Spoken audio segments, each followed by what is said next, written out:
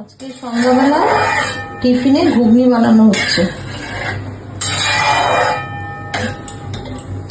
দেখুন আপনারা ঘুগনিটা এরকম ভাবে বানাচ্ছি। প্রথমে মটরটাকে সেদ্ধ করে নিয়েছি, করে তারপরে সেদ্ধ করে এবার তেলের মধ্যে জিরে সম্বার দিয়ে তার মধ্যে একটুখানি আদা বাটা, রসুন বাটা, পেঁয়াজ বাটা দিয়ে নেড়ে ছেড়ে তারপরে ওটাকে কষিয়েছি। আর ছোট ছোট করে আলুও কেটে দিয়েছি ওর মধ্যে, মানে আলু ভেজে দিয়েছি, তাহলে একটু মুখে পড়লে ভালো লাগে।